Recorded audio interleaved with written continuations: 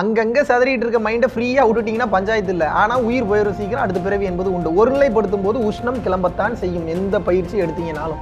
இந்த தவம் செய்கிறவங்க, யோக பயிற்சி செய்கிறவங்க 3 விஷயம் பண்ணக்கூடாது. என்ன அப்படின்னா, உச்சந்தலைக்கு அழுத்தி எண்ணெய் வைக்கக்கூடாது. ஏன்னா நீ ஏற்றக்கூடிய ஹீட்டு புருவ மத்தியதெல்லாம் ஜோதியாக தெரியும். தவத்தில் இருப்பவர்கள், தவம் யோகம் செய்பவர்களை எரிக்கக்கூடாது, அவர்களை சமாதி தான் வைக்க வேண்டும். வள்ளல் பெருமான்னு சொல்லியிருக்கிறாரு, மற்ற பல சித்தர்களும் சொல்லியிருக்காங்க. ஏன் எரிக்கக்கூடாது அப்படின்னா, அது வந்து மனிதனை கொல்லக்கூடிய ஆற்றல் பெற்றது.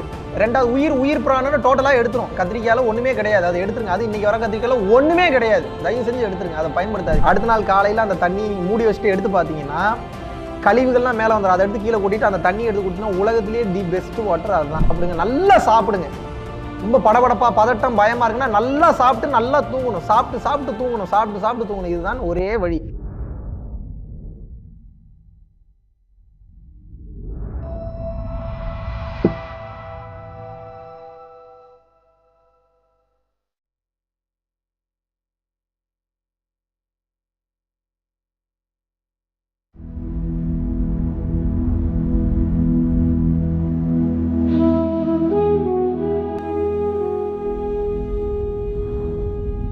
குருவே சரணம்.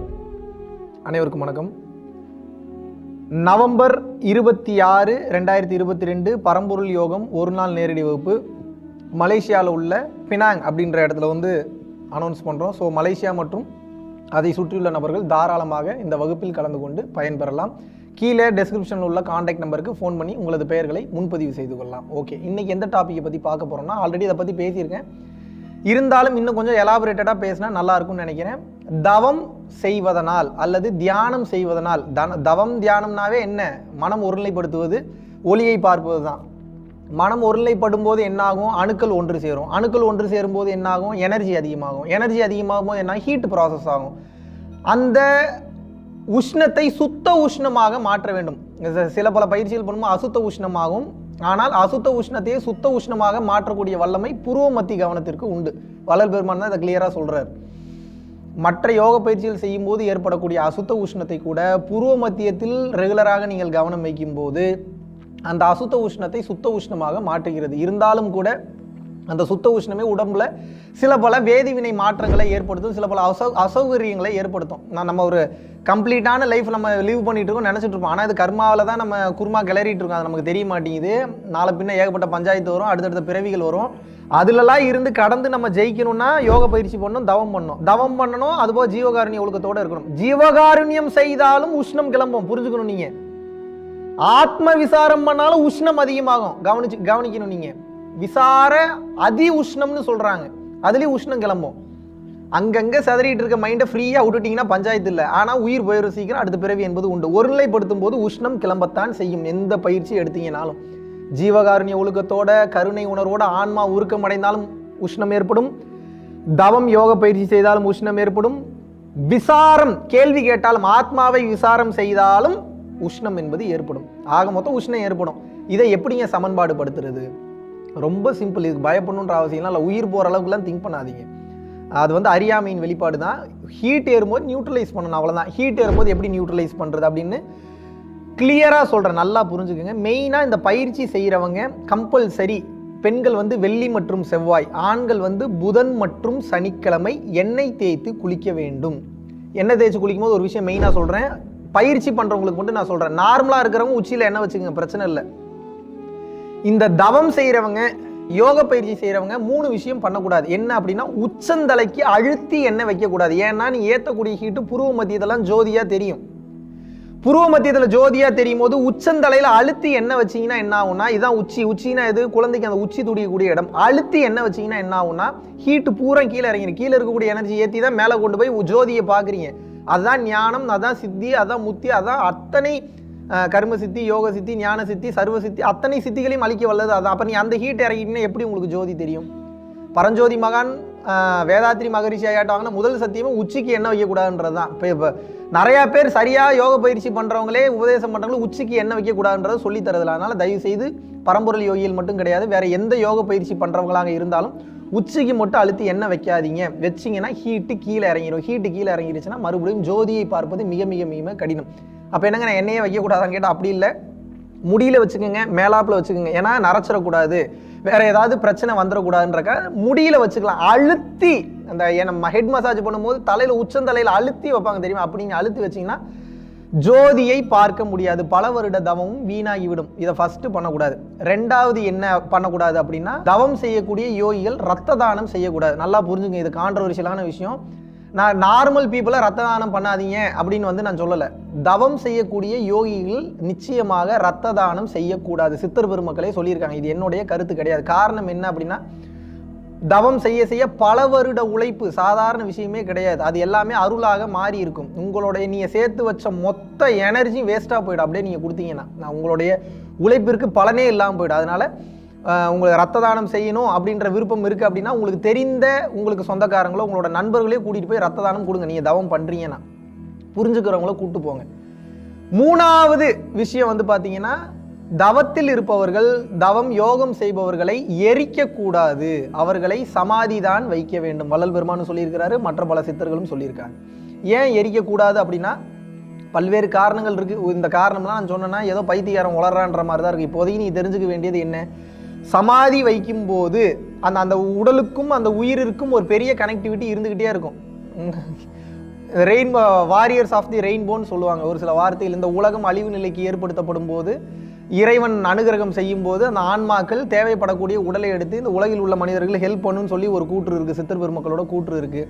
ரெண்டாவது, சில பல யோகிகளோ சில பல தவத்தை அடைந்தவர்கள் அப்போது இறப்பு ஏற்பட்டாலும் கூட ஒரு சில அந்த ஆன்மா உண்மையாகவே கதரும் போது, ஒரு சில நல்ல நிலைகளை ஆவி உலகத்தில் அடையும் போது, இல்லை அவங்க தாய் தகப்பம் பண்ண புண்ணியம் அந்த ஆன்மாவிற்கு சேரும்போது அந்த உடலின் மூலியமாக மறுபடியும் அந்த ஆன்மா நல்ல நிலையை மற்ற மனிதர்களுக்கு கொடுக்கும்ன்ற ஒரு கூற்றும் இருக்குது. ஏகப்பட்ட கூற்று இந்த மாதிரி இருக்குது. இப்போ நான் இதெல்லாம் சொன்னேன்னா உங்களுக்கு நம்ப முடியாதபடி தான் இருக்கும்.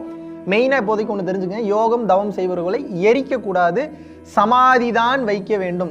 வள்ளல் பெருமான் ஜென்ரலாகவே யாரையும் எரிக்கக்கூடாதுன்னு தான் சொல்கிறார். பட் நீ அதை எப்படி கேட்க போகிறது கிடையாது.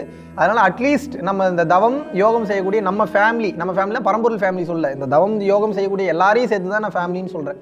நீங்களாவது தயவு செய்து உங்களது உடலை எரிக்க விடாதீர்கள். மெயினாக இன்னொன்று என்னென்னா, உடல் தானமோ இல்லை பார்த்தீங்கன்னா கண் தானமோ நீங்கள் இறந்ததற்கு அப்புறம் நிச்சயமாக செய்யக்கூடாது. இந்த யோகம் தவம் செய்கிறவங்க கண்டிப்பாக செய்யக்கூடாது. எங்கள் அப்பா இறந்தப்போ, ஆக்சிடெண்ட்டில் இறந்தப்போ 15 நாள் ஹாஸ்பிட்டலில் வச்சுருந்தோம், ஒரு தனியார் மருத்துவமனையில் வச்சுருந்தோம். 15 நாளுக்கு அப்புறம் அவர் இறந்த உடனே பார்த்தீங்கன்னா எங்கள் அப்பானா எனக்கு அவ்வளோ உயிர். ஆனால் எங்கள் அப்பாவோட கண்களாவது அடுத்தவங்களுக்கு பயன்படட்டும்னு சொல்லி இம்மிடியேட்டாக எங்கள் அப்பாவோட இறப்பை பற்றியும் கவலைப்படாமல் இம்மிடியேட்டாக பார்த்தீங்கன்னா ஐ ஹாஸ்பிட்டல்லேருந்து வர சொல்லி அவரோட கண்ணை எடுத்துகிட்டு போக சொன்னேன். ஸோ கண் தானத்தை மதிக்கக்கூடியவன் நான், உடல் தானத்தை மதிக்கக்கூடியவன் நான். நான் ஒரு இந்த தவம் யோகத்துக்குலாம் முன்னாடியே என்னோட உடலை தானத்துக்கு எடுத்துக்கங்க அப்படின்னு சொல்லி எழுதி அதுக்கு ஒரு ஒரு கார்டே வச்சுருந்தேன். நான் என்னோட கண்களையும் தானம் செய்து விடுகிறேன் எழுதி நான் வச்சுருந்தேன். பட் தவம் யோகம் என்பது மனித வாழ்க்கைக்கு அப்பாற்பட்ட வாழ்க்கை. அந்த வாழ்க்கை மாதிரி இந்த வாழ்க்கையை நீங்கள் பார்க்கக்கூடாது. ரெண்டுமே கம்ப்ளீட் வேறு வேறு கான்ட்ரஸ்டில் இருக்குது. ஸோ இந்த வேலைகளை தயவு செய்து தவயோகிகள் செய்யாதீர்கள். ஓகே, ஆல்ரெடி நான் பல இடங்களில் சொல்லியிருக்கேன், மறுபடியும் சொல்கிறேன். எண்ணெய் தேய்த்து குளிக்கும் அன்னைக்கு இளநீரோ மோரோ குடிக்கக்கூடாது, பகலில் தூங்கக்கூடாது, நைட்டு தான் தூங்கணும். இதை கடந்த நிலையில் நீங்கள் எண்ணெய் தேய்ச்சி குளிக்க போகும்போது நீங்கள் கம்பல்சரி சுடு தண்ணியில் தான் குளிக்கணும். இதையும் பார்த்துக்கங்க. இதெல்லாம் கடந்து எண்ணெய் தேய்ச்சி முடித்த உடனே ஒரு 15லேருந்து ஒரு 20 நிமிஷம் வெயில் படக்கூடிய இடத்துல, ஆண்களாக இருந்தால் வெளியில் போய் நில்லுங்க, பெண்கள் வெளியில் போய் நிற்க முடியாதுன்றதுனால சூரிய வெளிச்சம் படக்கூடிய இடத்துல நில்லுங்கள. சூரிய வெளிச்சமே உங்கள் வீட்டில் இல்லையா, ஃபேனை எல்லாத்தையும் ஆஃப் பண்ணிக்கங்க. ஓரளவுக்கு அந்த ஹீட்டு உங்கள் உடம்புல படக்கூடிய இடத்துல நீங்கள் நின்று கொள்ளுங்கள். ஓரளவுக்கு அந்த சூரிய வெளிச்சம் எங்கே ஓரளவுக்கு படுற இடமா இருந்தாலும் நின்றுக்குங்க. சுத்தமாக சூரிய வெளிச்சமே உள்ளே வரலையா, ஒன்றும் பிரச்சனை இல்லை. ஒரு 10 to 15 மினிட்ஸ் உங்களுடைய ரூம்லேயோ இல்லை 15 to 20 மினிட்ஸ் உங்களுக்கு எவ்வளோ நேரம் டைம் கிடையாது அவ்வளோ நேரம் ரூமில் தனியாக இருந்துட்டு அதுக்கப்புறம் நீங்கள் குளிக்க செல்லலாம். இந்த மாதிரி செல்லும்போது நரம்பு பிரச்சனைகள் வராது. குறிப்பாக யோகம் தவம் செய்யும் போது நரம்புகளுக்கு நல்ல பவர் வேணும், நல்ல வலு வேணும். ஸோ அதுக்கு உண்டான ஆற்றலை எண்ணெய் தேய்ச்சி குளிச்சிங்கனாவே 99.999% உங்கள் உடம்புல ஒரு பிரச்சனையும் வராது. இதை கடந்த நிலையில் அடிக்கடி நீங்கள் பார்த்தீங்கன்னா கருணை கிழங்கு அதிகமாக சாப்பிடணும். ஏன் கருணை கிழங்கு சாப்பிடணும்? அதுக்கு பேரே கருணை கிழங்கு. ஏன் கருணை கிழங்குன்னு வச்சுருக்காங்க? கருணையோடு இருப்பதனால அது கருணை கிழங்கு. எதுக்கு அது கருணையாக இருக்குது அப்படின்னா, மனிதனுடைய உடலிற்கு கருணையாக இருக்கிறது, மனிதனுடைய வாழ்க்கைக்கு கருணையாக இருக்கிறது, தேவையில்லாத நோய்களை போக்குகிறது, அதனுடைய மகத்துவத்தை சொல்லவே முடியாது, அவ்வளோ விஷயங்களை அது கொடுக்கிறது. அதனால் தயவு செய்து உங்கள் வாழ்க்கையில் அடிக்கடி கருணக்கிழங்கு சாப்பிட்டீங்கன்னாவே பைல்ஸ் பிரச்சனை வராது, சூட்டுனால ஏற்படக்கூடிய பிரச்சனைகள் வராது, தேவையில்லாத வாயு பிரச்சனைகள் வராது. ஒரு 2 பொருளை நீங்கள் அவாய்ட் பண்ணு. என்ன? கத்திரிக்காயை டோட்டலாக அவாய்ட் பண்ணிடுங்க. டோட்டலாக விஷக்கொல்லி. ஐ மீன் வந்து பார்த்தீங்கன்னா அது வந்து மனிதனை கொல்லக்கூடிய ஆற்றல் பெற்றது. 2வது உயிர் பிராணனை டோட்டலாக எடுத்துரும். கத்திரிக்காயில் ஒன்றுமே கிடையாது, அதை எடுத்துருங்க. அது இன்றைக்கி வர கத்திரிக்காயில் ஒன்றுமே கிடையாது, தயவு செஞ்சு எடுத்துருங்க, அதை பயன்படுத்தாதீங்க. 2வது எதை பயன்படுத்தக்கூடாதுன்னா உருளைக்கிழங்கு. ஏதாவது டேஸ்ட்டுக்கு அப்போதைக்கு ஏதாவது வறுத்து சாப்பிட்றதுக்கு யூஸ் பண்ணி, ஆனால் கம்ப்ளீட்டாக அது வாயு, முதுகு பிடிப்பு ஏற்படும், அங்கங்கே இழுத்து பிடிச்சிக்கும், உடம்பு வலி எடுக்க ஆரம்பிக்கும், தேவையில்லாத பிரச்சனைகளை கொண்டு வந்து விடும். ஸோ உருளைக்கிழங்கு மற்றும் கத்திரிக்காயை கம்ப்ளீட்டாக அவாய்ட் பண்ணுங்க. அதை கடந்த நிலையில் வாய்ப்பு கிடைக்கும் போல வெண்பூசணி ஜூஸ் அடிக்கடி குடிச்சுக்கிட்டே வாங்க. வெண்பூசணியை ஜூஸாக கலக்கி காலையில் வெறும் வயிற்றில் குடிக்கலாம். அதுக்கப்புறம் வந்து பார்த்தீங்கன்னா நவதானியங்களை அதை அடிக்கடி எடுத்துக்கங்க. நவதானியங்கள்னா என்ன? கொண்டக்கடலை, கருப்பு சுண்டல், கொள்ளுப்பயிறு, பச்சைப்பயிறு, தட்டைப்பயிறு, இந்த மாதிரி வேக வச்சா உடனே சாப்பிட்ற மாதிரி, எந்த எக்ஸ்ட்ரா எசன்ஸும் போடாமல் அப்படியே எடுத்து சாப்பிட்ற மாதிரியான நவதானியங்களை நீங்கள் அடிக்கடி சாப்பிட்ணும். எப்போ பார்த்தாலும் அரிசி, கோதுமை, உளுந்தம்பருப்பு இப்படியே போகாதீங்க. நவதானியங்கள் அதிகமாக சாப்பிடுவோம். நவதானியங்களும் நவ கிரகங்களோட தொடர்புடையது. ஒவ்வொரு கிரகத்துக்கும் ஒவ்வொரு நவதானியத்தோட தொடர்பு இருக்கு. ஸோ அந்த நவதானியங்கள் அதிகமாக சாப்பிடும்போது உங்கள் உடம்புல இருக்கக்கூடிய நவகிரக மாறுபாடுகள் இல்லை நவகிரக தோஷங்கள் ஏதாவது இருந்தாலும் இந்த நவதானியங்களை சாப்பிடும்போது அது அதனை நிவர்த்தி செய்துவிடும். ஸோ இதையும் நல்லா மைண்டில் வச்சுங்க. இதை கடந்த நிலையில் வாய்ப்பு இருக்கும்போது carrot juice, beetroot juice, apple juice, இது 3ஐயும் அடிக்கடி குடிங்க. நீங்கள் கேரட், பீட்ரூட், ஆப்பிள், இது உங்களுக்கு ஈஸியாக சொல்லலாம். ஏபிசின்னு ஞாபகம் வச்சுங்க. ஏபிசின்னா என்ன? Apple, beetroot, carrot. இந்த 3ஐயும் டெய்லி குடிக்கணும்னு நான் சொல்ல. ஒரு வாரத்தில் உங்களால் எவ்வளோ அதிகமாக குடிக்க முடியுமோ. எங்கேயோ வெளியில் போகிறீங்களா, ஒரு ஜூஸ் சாப்பிட போகிறீங்களா, கேரட் ஜூஸ் ஆர்டர் பண்ணி சாப்பிடுங்க. வீட்டில் சும்மா இருக்கீங்களா, ஏதாவது தாகம் எடுக்குதா, டக்குன்னு தண்ணி குடிக்காமல் தண்ணிக்கு பதிலாக ஒரு 5லேருந்து ஒரு 10 நிமிஷம் டைம் எக்ஸ்ட்ரா எடுத்துக்கினா பீட்ரூட்டே ஜூஸாக குடிக்கலாம். இந்த மாதிரி சாப்பிடுவோம். உடம்புல ஹீமோகுளோபின் லெவல் அதிகமாகும். தேவையற்ற பிரச்சனைகளை இது சரி செய்து விடும். இதை கடந்த நிலையில் ரொம்ப சில நேரத்தில் தவம் பண்ணும்போது உஷ்ணம் அதிகமாயிருச்சுன்னு வச்சுக்கோங்க. உங்களுடைய காதுல இருந்து புகை வர மாதிரி இருக்கும், டீஹைட்ரேட் ஆகிடும், எந்திரிக்கவே முடியாது. அந்த மாதிரியான நேரத்தில் நீங்கள் என்ன பண்ணால் உங்களோட தொப்புள்ளியும் 2 கால் கட்டை விரல்களிலும் விளக்கெண்ணெய் வச்சுட்டு படுத்தீங்கன்னா காலையில் சரியாயிரும். இல்லை ரொம்ப முடியாமல் இருக்குது அப்படின்ற பட்சத்தில் அன்னைக்கு நைட்டு, அடுத்த நாள் நைட்டு நீங்கள் வைக்கும் போதும் சரியாகிவிடும். உடனே போய் ஏதாவது ஒரு மாத்திரையை போடுறேன், டேப்லெட்டை போடுறேன்னு போட்டிங்கன்னா அப்புறம் அதுவே பழக்கமாயிடும். ஸோ தவம் செய்வதனால் ஏற்படும் இந்த உடல் உஷ்ணத்தை நீங்கள் சமன்பாடு எப்படி செய்ய வேண்டும் என்றால் சித்த மருத்துவத்தின் மூலியமாகவோ அல்லது ரெஸ்ட் எடுத்து தான் சரி பண்ணும். உடனே அலோபதிக்கு போயிடாதீங்க. அவசர சிகிச்சைக்கு கை உடஞ்சிருச்சு, கால் உடஞ்சிருச்சு, ஏதாவது இமீடியட்டான ஆக்சிடென்ட்னா நீங்கள் அலோபதிக்கு போகலாம். ஒரு ஸ்லோ அண்ட் ஸ்டெடி ப்ராசஸாக இருக்குது, நமக்கு டைம் இருக்குது, லைஃப் ஸ்பேன் இருக்குன்னா ஏன் நம்ம உடனே அலோபதி போகணும்? அப்போனா ஃபஸ்ட்டு சித்த மருத்துவத்தை அணுகுங்க. அப்படி இல்லாட்டினா ஹோமியோபதியை செகண்ட் ஆப்ஷனாக வைங்க. அப்படி செகண்ட் ஆப்ஷனை கடந்து அது வேலை செய்யலைன்னா தேர்ட் ஆப்ஷனாக நீங்கள் ஆயுர்வேதாவை வைங்க. அதுக்கப்புறம் தான் மற்ற ஆப்ஷனே போகணும். எடுத்த உடனே நீங்கள் அலோபதின்னு எல்லாத்துக்கும் நீங்கள் போக ஆரம்பிச்சிங்க அப்படின்னா அப்புறம் அதனுடைய ரூட் காசை சரி பண்ணுறது ரொம்ப ரொம்ப ரொம்ப கஷ்டமாயிடும். ரொம்ப அர்ஜென்ட்டான விஷயமா ஏதோ ஒரு மாற்று அறுவை சிகிச்சை பண்ணணும், மிகப்பெரிய கேன்சர் ட்ரீட்மெண்ட்டுக்கு உடனே ட்ரீட்மெண்ட் கொடுக்கணும், இல்லை வந்து இதய மாற்று அறுவை சிகிச்சை பண்ணணும்னா வேறு வழியில் நீங்கள் அலோபதி போய் தான் ஆகணும். ஸோ மற்ற விஷயங்களுக்கு உடனே அலோபதி போகாதீங்க. இந்த மாதிரி யோக சம்பந்தமான விஷயங்களுக்கு நீங்கள் தாராளமாக இந்த சித்த மருத்துவத்தை பயன்படுத்தி கொள்ளலாம். ஓகே, இதை கடந்த நிலையில் உங்கள் வாழ்க்கையில் நீங்கள் சீரகத்தண்ணின்னு ஒன்று இருக்குது. சீரகத்தண்ணினா என்ன? மலையாளிகள் யூஸ் பண்ணுவாங்க, பார்த்துருந்தீங்கன்னா தெரிஞ்சிருக்கும். சீர் கூட்டல் அகம் இஸ் ஈக்குவல் டு சீரகம். உங்கள் அகத்தினை சீர்படுத்தி செம்மைப்படுத்துவதனால் அதற்கு பேர் சீரகம். ஸோ சீரகத்தை கலந்து நீங்கள் தண்ணீர் குடித்து கொண்டே வரும்போது உடல் அளவில் இருக்கக்கூடிய பிரச்சனைகள் சரியாகும். உடல் அளவில் எந்தவித ப்ராப்ளம்ஸும் வராது. நீங்கள் வந்து பாட்டில் வாட்டர்ஸ்லாம் ஒவ்வொரு சில பிராண்டெல்லாம் இருக்குது, அந்த பிராண்டு பேர் சொல்ல விரும்பல. அதெல்லாம் க்ளீன் வாட்டர், பியூர் வாட்டர் கிடையாது. க்ளீன் வாட்டர் வேறு, பியூர் வாட்டர் வேறு. க்ளீனாக தெரியுதுன்றக்கா அதில் எல்லாமே நல்லது இருக்குன்னு அர்த்தம் கிடையாது. பொட்டன்ஷியல் ஆஃப் ஹைட்ரஜன் சொல்லுவாங்க. பிஹெச் வேல்யூ அதிகமாக இருக்கக்கூடிய, அதில் மினரல்ஸ் அதிகமாக இருக்கக்கூடிய அந்த வாட்டரை பயன்படுத்தும் போது தான் அது உங்களை நல்ல நிலைமைக்கு அழைத்து செல்லும். அது சீரக தண்ணி அந்த வாய்ப்பை ஏற்படுத்தும். அப்படி இல்லையா, ஒரு மண்பானையை வாங்கி, அதாவது அந்த அந்த பூசாத மண்பானையை வாங்கி அதில் நைட்டு ஃபுல்லாக தண்ணியை ஊற வச்சு அதில் தேட்டாங்கோட்டைன்னு சொல்லி சித்த மருத்துவ கடையில் கேட்டிங்கன்னா கொடுப்பாங்க. தேட்டாங்கோட்டையை நல்லா உரசிட்டு உள்ளுக்குள்ளேயே 4-5 தேட்டாங்கோட்டையை போட்டு மிஞ்சி போனால் 10 ரூபாலேருந்து 15 ரூபா அந்த தேட்டாங்கோட்டை. அடுத்த நாள் காலையில் அந்த தண்ணி மூடி வச்சுட்டு எடுத்து பார்த்தீங்கன்னா கழிவுகள்லாம் மேலே வந்துடும். அதை எடுத்து கீழே கொட்டிட்டு அந்த தண்ணி எடுத்து கொடுத்தீங்கன்னா உலகத்திலேயே தி பெஸ்ட் வாட்டர் அதுதான், அதிகமான பிஹெச் வேல்யூ இருக்கக்கூடிய வாட்டர். ஸோ இதுவும் உங்களது சூட்டை சமன்பாடு செய்யும். இதை கடந்த நிலையில் அடிக்கடி ஃப்ரூட்ஸ் சாப்பிடுங்க, ரா ஃபுட்டு அதிகமாக எடுத்துங்க. ஃப்ரூட்ஸ்னால் என்ன? மரபணு மாற்றம் செய்யப்படாத நாட்டு வாழைப்பழம், மரபணு மாற்றம் செய்யப்படாத பழங்கள் அதிகமாக எடுத்துங்க. வேறு வழியே இல்லை அப்படின்னா இப்போ கொய்யா பழம்லாம் வந்து பார்த்தீங்கன்னா சிகப்பு கொய்யா அதிகமாக கிடைக்கிறது இல்லை, வெள்ளை கொய்யா தான் வந்து கிடைக்கிது. அதுக்காக வந்து நான் சிவப்பு கொய்யா தான் சாப்பிடுவோம்லாம் இருக்காதீங்க. வாய்ப்பு கிடைக்குதுன்னா அந்த மாதிரி கொய்யா பழம் மரபணு மாற்றம் செய்யப்பட்டதில் என்ன ஒரு மரபணு மாற்றம் செய்யப்படாத பழங்களில் 100% ரிசல்ட் கிடைக்குன்னா மரபணு மாற்றம் செய்யப்பட்டது ஒரு 60% 70% கிடைக்கும், கிடைக்காமலாம் இருக்காது. ஸோ அதுக்காக நம்ம அதை சாப்பிடாமல் இருக்க முடியுமா? ஸோ அதையும் நீங்கள் பயன்படுத்தி கொள்ளுங்கள். சில பல பயிற்சிகள் பண்ணும்போது மோஷனில் சில ப்ராப்ளம் வர மாதிரி இருக்கும். அந்த மாதிரி நேரத்தில் சித்த மருத்துவ கடைக்கு போனீங்கன்னா கருணை லேகியம்னு சொல்லி கேளுங்க. கருணை லேகியம் அப்படின்றது போய் நீங்கள் கேட்டிங்கன்னாவே அது வந்து ஒரு சின்ன டப்பாவில் 100 ரூபாலேருந்து ஒரு 150 ரூபாக்குள்ளே இருக்கும், மிஞ்சி போனால் 200 ரூபாக்குள்ளே இருக்கும். அது நீங்கள் கண்டினியூவாக ஒரு வாரம் காலையிலையும் சாயந்தரமும் அது அப்படியே ஸ்பூனில் எடுத்து அப்படியே சப்பி அப்படியே முழுங்குறது தான். கருணக்கிழங்க லேகியமாக பண்ணியிருக்காங்க, அவ்வளோதான். அது போக சில பல மூலிகைலாம் ஆட் பண்ணியிருப்பாங்க. அதை நீங்கள் சாப்பிட்டீங்கன்னாவே மோஷன் போகிற இடத்துல ஏதாவது பிரச்சனை இருந்தாலும் சரியாகிவிடும். வேற ஒருத்தங்களுக்கு தவமே செய்யாமல் பைல்ஸ் ப்ராப்ளமே உங்கள் லைஃப்பில் வேற ஒரு ப்ராப்ளமே இருக்குது, பைல்ஸ் ப்ராப்ளம் இருக்குன்னா கூட அந்த பிரச்சனையும் சரி பண்ணக்கூடிய ஆற்றல் இந்த கருணை லேகியத்திற்கு உண்டு. ஸோ இதையும் நீங்கள் தெரிந்து கொள்ள வேண்டும். மெயினாகவே யோக பயிற்சி பண்ணுறவங்க எந்த தன்மையில் இருக்கணும் அப்படின்னு வந்து பார்த்தீங்கன்னா ஒரு நாளைக்கு 2 டைம் குளிக்கக்கூடிய தன்மையில் இருக்கணும். எந்த தவம் செஞ்சாலும் எந்த யோகம் செஞ்சாலும். ஏன் 2 டைம் குளிக்கணும் அப்படின்னா நல்லா புரிஞ்சுக்குங்க. நீங்கள் சோப்பு போட்டு குளிக்கிறீங்களோ இல்லையோ, ஆனால் தயவு செஞ்சு குளிச்சுருங்க. ஏன் இதை சொல்கிறேன் என்றால், நீங்கள் உடம்புல ஏற்றக்கூடிய அந்த உஷ்ணத்தை சமன்பாடு செய்யக்கூடிய அந்த ஆற்றல் நீருக்கு உண்டு. தவம் பண்ண உடனே குளிங்கன்னு நான் சொல்லலை. தவம் பண்ணி 1 மணி நேரம் 1.5 மணி நேரம் கழிச்சு தான் குளிக்கணும், காலையில் குளிக்கிற மாதிரி இருந்தால். அப்படி இல்லையா, கம்பல்சரி ஒரு நாளைக்கு 2 வேளை குளிச்சா மிக சிறப்பு தான்.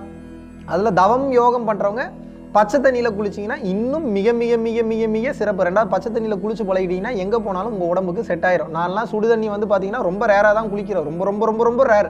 மேக்ஸிமம் பச்சை தண்ணியே குளிச்சு தான் பழகியிருக்கேன். இதையும் நீங்கள் உங்களை வாழ்க்கையில் பயன்படுத்திக்கிட்டீங்கன்னா தவம் செய்வதனால் ஏற்படும் அந்த உஷ்ணம் என்பது சமன்பாடு அடையும். இதை கடந்த நிலையில் ஏசி போட்டுட்டு எல்லா ஜன்னலையும் பூட்டிட்டு படுக்கக்கூடிய பழக்கத்தை முதல்ல தூக்கி குப்பையில் போடுங்க. ஏன்னா ஆகாய பிராணன் உள்ளே வராது. ஆகாய பிராணனும் காற்று பிராணனும் உள்ளே வராத போது இந்த ஏசி என்பது சில்லுன்னு இருக்கும், ஆனால் ஹீட் அதிகமாக ப்ரொடியூஸ் பண்ணும். ஸோ அதனால கம்பல்சரி நீ ஏசி போட்டாலும் பரவாயில்ல, அது வெளியே போனாலும் பரவாயில்ல, எப்படி இருந்தாலும் ஏசி உள்ளே சுற்றினாலும் ஒன்று தான், வெளியே போனாலும் ஒன்று தான். கதவை திறந்து வச்சுட்டு படுங்க. கதவை திறந்தா கொசு வந்துடும்னா கொசு வலை மாதிரி ஏதோ ஒன்று அடிச்சுக்குங்க, அதுக்குள்ளே கொசு வராது. ஸோ அது வழியாக உங்களுக்கு ஆகாய பிராணன் என்பது கிடைத்துவிடும். நீங்கள் தூங்கும்போது எந்த தன்மையில் தூங்குறீங்கன்றது தெரியாது, எவ்வளோ பாதிப்பை அது ஏற்படுத்துதுன்றது தெரியாது. அதனால் தூங்கும்போது கம்பல்சரி தயவு செய்து கேட்டுக்கொள்கிறேன், ஒன்று ஏசி ஆஃப் பண்ணிட்டு ஃபேனை போட்டுட்டு கதவை திறந்து விட்டு போடுங்க. இல்லை ஏசி எனக்கு கம்பல்சரி முக்கியம், நான் அப்படிப்பட்ட ஒரு மோசமான ஊரில் இருக்கிறேன் அப்படின்னா, மோசமான சுச்சுவேஷனில் இருக்குன்னா ஏசியும் போட்டு விட்டுட்டு கொசுவலை அடிச்சுட்டு கதவை திறந்து விட்டுட்டு போடுங்க, இல்லை ஜன்னலை திறந்து விட்டுட்டு போடுங்க. இதுதான் உங்களுக்கு சேஃப்டி. சேஃப்டினா எந்த சேஃப்டி?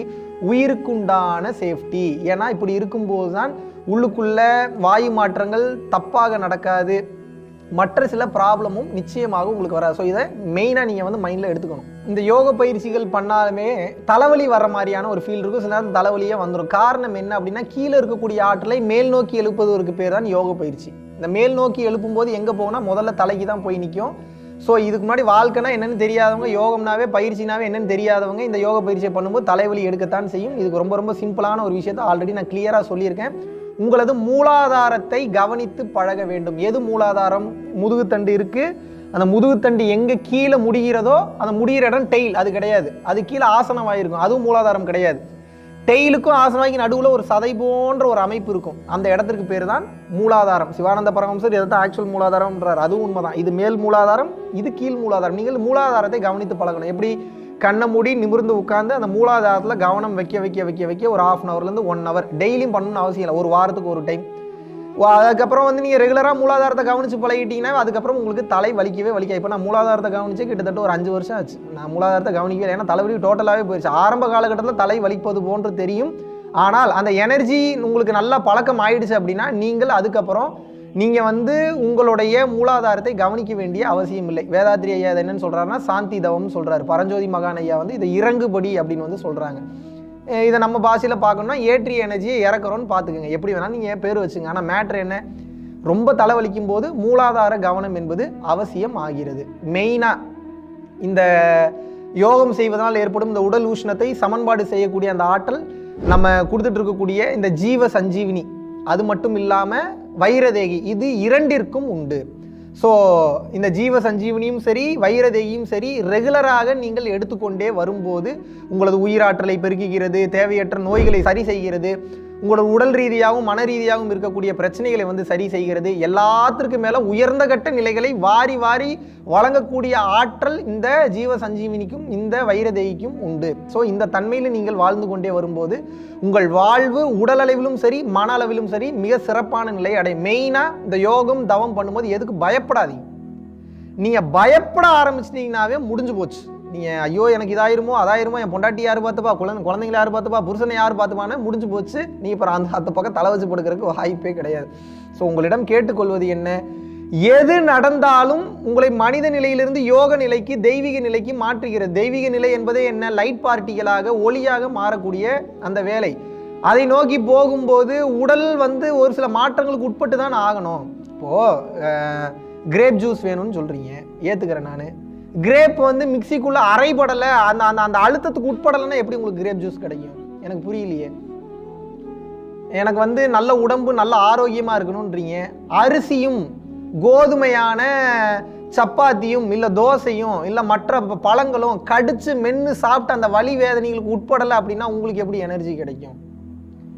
எனக்கு நல்ல சட்டை வேணும்ன்றீங்க, பருத்தி அழியாமல் நூல் எப்படி வரும்? நூல் அழியாமல் எப்படி உங்களுக்கு சட்டை பேண்ட் வரும்?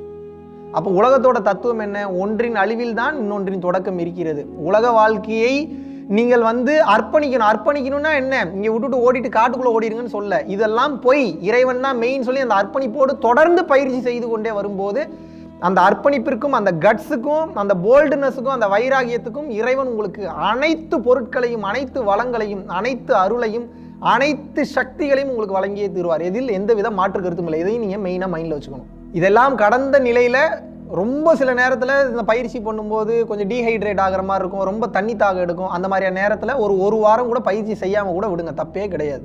உடம்பு நல்லா இருக்குன்னா நீங்கள் டெய்லியும் பயிற்சி பண்ணலாம். உடம்பு நல்லா இல்லைன்னா என்ன, முதல்ல நல்லா ரெஸ்ட் எடுத்துகிட்டு நல்லா சாப்பிட்டு நல்லா தூங்கி நல்லா ரெஸ்ட் எடுங்க. இந்த ரெஸ்ட் எடுத்திங்கன்னா தான் உடம்பு சரியாக. இது எப்படி அப்படின்னா, நான் ஒரு அருவாள் செய்யணும்னு நினைக்கிறேன். அருவாள் செய்யணும்னு நினைக்கும் போது என்ன பண்ணணும், ஒரு இரும்பு இருக்குது, அதை முதல்ல நல்லா காய்ச்சிட்டேன். நல்லா காய்ச்சி ஃபுல்லாக காய்ச்சிட்டேன்னா என்ன ஆகும், உருகி ஓடிடும், அருவாள் செய்ய முடியாது. அப்போ முதல்ல நல்லா சூடு ஏற்றணும், அப்புறம் தண்ணியில் கொஞ்சம் நேரம் காய வைக்கணும், அப்புறம் தட்டணும், அப்புறம் மறுபடியும் நல்லா சூடு ஏற்றணும், மறுபடியும் தண்ணியில் காய வைக்கணும், தட்டணும், அப்புறம் மறுபடியும் சூடு ஏற்றணும், மறுபடியும் தண்ணியில் காய வைக்கணும், மறுபடியும் தட்டணும். இது போல் கொஞ்சம் கொஞ்சமாக தான் அந்த ஷேப் கிடைக்கும். அதே தான் யோக வாழ்க்கைக்கும் தவ வாழ்க்கைக்கும்.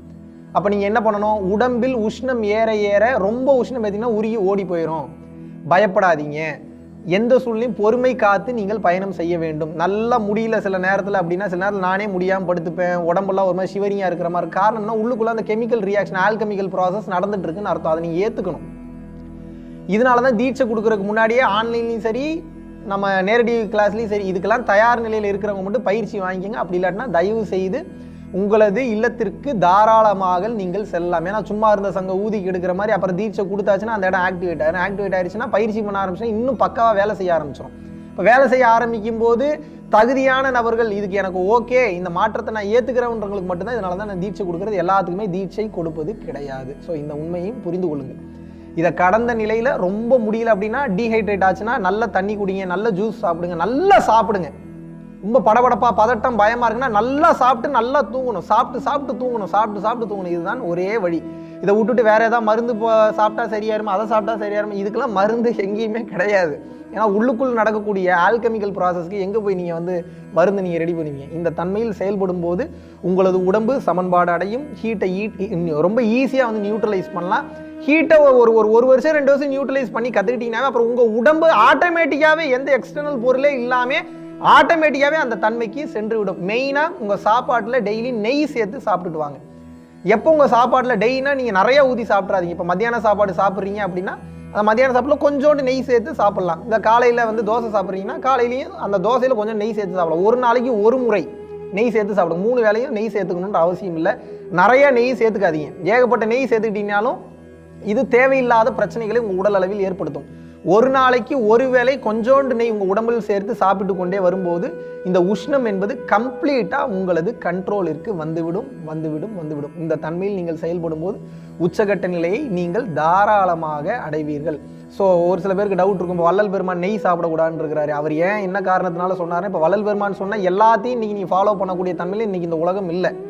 வள்ளல் பெருமான் இன்னைக்கு புதுசாக பிறந்திருந்தாருன்னா இந்த உலகத்துக்கு தகுந்த மாதிரி, யூடியூபுக்கு தகுந்த மாதிரி தான் இன்னைக்கு உபதேசம் பண்ணியிருப்பார். அதனால நான் என்ன சொல்கிறேன் அப்படின்னா, உயிர்கள் வதைப்படக்கூடாதுன்ற தன்மையில் அவர் அப்படி சொன்னார், நெய் சாப்பிடாதீங்க. ஆனால் அவரே என்ன சொல்லியிருக்கிறாரு, கரிசாலை நெய் யூஸ் பண்ணுங்கன்னு சொல்லியிருக்கிறாரு. இப்போ நெய்யே சாப்பிடக்கூடாதுன்னு அதில் மட்டும் ஏன் நெய்யை யூஸ் பண்ண சொல்கிறாரு? காரணம் என்னன்னா, நெய் என்பது அதிகமான ஒரு சந்தை பொருளாக ஆகிவிட்டதன் காரணமாக பல மாடு துன்புறுத்தப்படுது, மாடுகள் கஷ்டப்படுத்தப்படக்கூடாது அப்படின்றதுக்காக அந்த ஒரு எண்ணத்தை சொன்னார். பட் இன்னைக்கு இருக்கக்கூடிய கால சூழ்நிலைக்கு ஒரு உயிரை கொன்றுதான் நம்ம வதைப்படுத்தக்கூடாது, சாப்பிடக்கூடாது. அந்த நான்வெஜ்ன்றது தன்மையை தயவு செஞ்சு கம்ப்ளீட்டாக அவாய்ட் பண்ணணும் அப்படின்ற தன்மையினால தான் அது ஒரு உபதேசம் பண்ணிட்டு போனார். ஸோ இப்போதைக்கு நீங்கள் உடல் உஷ்ணத்தை கண்ட்ரோல் பண்ணணும், மற்ற விஷயங்களை பண்ணணும் அப்படின்னா டெய்லியும் கம்பல்சரி இளநீர் குடிங்க, நெய் சேர்த்து சாப்பிடுங்க. இளநீர் எப்போ குடிக்கணும்? வெறும் வயிற்றில் குடிக்கக்கூடாது. காலையில் வெறும் வயிற்றில் நீங்கள் இளநீர் குடிச்சிங்கன்னா ஆசிட் ஃபார்ம் ஆகிடும், அல்சர் வந்துடும். மத்தியானத்துக்கு மேலே தான் இளநீர் சாப்பிடணும், 5 மணிக்கு மேலே இளநீர் சாப்பிடக்கூடாது. சாப்பிட்டுட்டு ஒரு 1.5 மணி நேரம் கழித்து இளநீர் குடிங்க. மெதுவாக உமிழ்நீரோட கலந்து முழுங்குற மாதிரி குடிங்க. அதை கடந்த நிலையில் சப்போஸ் இளநீர் கிடைக்கல, இளநீர் உங்களால் அஃபோர்ட் பண்ண முடியல அப்படின்னா மோர் குடிக்கலாம். மோர் நீங்கள் குடித்தாலும் டெய்லி மோர் குடிக்கும்போது உங்களது உடலின் உஷ்ணம் என்பது சமன்பாடு அடையும். ஸோ இதை நீங்கள் ரெகுலராக ஃபாலோ பண்ணிட்டு வரும்போது உங்களுக்கு வேணும் என்கின்ற அனைத்தையும் இறைவன் உங்களுக்கு வழங்குவார். இதை கடந்த நிலையில் யோகத்திலும் உயர்ந்த நிலை அடைவீர்கள். யோகத்திலும் தவத்திலும் உயர்ந்த நிலை அடைய உடல் உஷ்ணத்தையும் நீங்கள் மிக எளிமையாக சமன்பாடு செய்து விடுவீர்கள். ஸோ உங்கள் வாழ்க்கையில் எந்த சூழ்நிலையிலையும் தவத்தை ரெகுலராக பண்ணுங்கள். ரொம்ப முடியலன்னா ரெஸ்ட் எடுத்து பண்ணுங்கள். முடிஞ்ச அளவுக்கு உங்கள் வாழ்க்கையில் ஜீவகாருண்ய ஒழுக்கத்தோடு செயல்படுங்க. இந்த உஷ்ணம் ஏறினால்தான் கர்ம பதிவுகள் அழியும். இந்த சுத்த உஷ்ணம் ஏற கர்ம பதிவுகள் அழிய பிறவியில்லா பெருவாழ்விற்கு 100% நீங்கள் செல்வீர்கள் என்பதில் எல்லளவு மையமில்லை. ஸோ தொடர்ந்து இதை ப்ராக்டிஸ் பண்ணுங்கள். இதை நீங்கள் ரெகுலராக நீங்கள் உங்கள் லைஃப்பில் ஃபாலோ பண்ணிட்டு வரீங்கன்னாவே உடல் உஷ்ணத்தை பற்றி நீங்கள் கவலைப்படணுன்ற அவசியமே இல்லை. மெயினாக பயப்படாதீங்க, ஒன்றும் ஆகாது. ஹீட் ஏறிச்சுன்னா என்ன பண்ணணும்? ஹீட்டை நியூட்ரலைஸ் பண்ணணும், அவ்வளோதான் மேட்ரு. ரொம்ப போட்டு குழப்பிக்காதீங்க. இறைவன் உங்களுக்கு அதுக்குண்டான ஆற்றலையும் அதுக்குண்டான சூழ்நிலையும் ஏற்படுத்தி கொடுக்கட்டும். நன்றி, வணக்கம். பரம்பொருளின் கருணையினால உங்களுடைய இடைவிடாத அன்னதானத்திற்கு நீங்கள் அனுப்பப்பட்ட பணத்தின் மூலியமாக பல லட்சம் உயிர்களுக்கு இது நாள் வரைக்கும் சாப்பாடு கொடுத்துருக்கோம். ஸோ கொரோனாலேருந்து ஆரம்பித்து ஒரு நாள் கூட விடாமல் பல உயிர்களுக்கு வஸ்திர தானங்களாக இருக்கட்டும், படிக்க முடியாதவங்களுக்கு கல்வித்தொகை கட்ட முடிய விஷயங்களாக இருக்கட்டும், இல்லை ஸ்போர்ட்ஸ் ரீதியாக விளையாடக்கூடிய நல்ல மாணவர்களை அனுப்பி வைக்கக்கூடிய விஷயங்களாக இருக்கட்டும், அதை தொடர்ந்து பார்த்தீங்கன்னா ரெகுலராக மந்த்லி பேசிஸில் ஏழை குழந்தைகளுக்கு க்ரோசரிஸ் கொடுக்கறதாக இருக்கட்டும், இல்லை அவங்களுக்கு பார்த்தீங்கன்னா சேம் அவங்க விருப்பப்படுறவங்களுக்கு வீட்டு துணிமணிகள், வீட்டுக்கு தேவைப்படக்கூடிய மற்ற பொருட்கள் வாங்கி கொடுக்கறதாக இருக்கட்டும், எல்லா உதவிகளும் பார்த்தீங்கன்னா உங்களோட உதவினால தான் போயிட்டுருக்கு. சாது சிதம்பர சுவாமிகள் வளநாட்டார் ஒரு வார்த்தை சொல்லுவார், பசித்தோர் முகம்பார் பரம்பொருள் அருள் கிட்டும் அப்படின்னு சொல்லுவார். வள்ளல் பெருமானும் ஜீவகாருண்யம் உள்ள சம்சாரிகளுக்கு எப்பேற்பட்ட சூழ்நிலையிலும் பார்த்தீங்கன்னா அவங்களோட லாபம் தடைபடாது, தொழில் பிரச்சனைகள் நிவர்த்தியாகும். அதை தொடர்ந்து வாழ்க்கையில குடும்ப பிரச்சனைகள் விலகும். அதுபோக குழந்தை சம்பந்தமான பிரச்சனைகள் எதுவாக இருந்தாலும் இந்த அன்னதானத்திற்காக நீங்கள் செய்யக்கூடிய ஒவ்வொரு ரூபாயும் அது உங்களுக்கு நிச்சயமாக புண்ணியமாக சேரும். புண்ணியத்தை கடந்த நிலையில் முக்தி பாதைக்கும் அது நிச்சயமாக உங்களை வழிநடத்தும். அதனால விருப்பப்படுறவங்க நம்மளுடைய பரம்பொருள் அறக்கட்டளையினுடைய சேரிட்டி ஆக்டிவிட்டீஸ்க்கு தங்களுடைய விருப்பப்படக்கூடிய நன்கொடையை கீழே உள்ள டிஸ்கிரிப்ஷன்ல இருக்கக்கூடிய அக்கௌண்ட் நம்பருக்கு செலுத்தலாம். இதற்குண்டான அந்த அருளை சித்தர்கள் உங்களுக்கும் உங்கள் குடும்பத்தாருக்கும் வழங்க வேண்டுகிறேன். குருவின் பரிபூர்ண அருளாசிகள். குரு கடாட்சம்.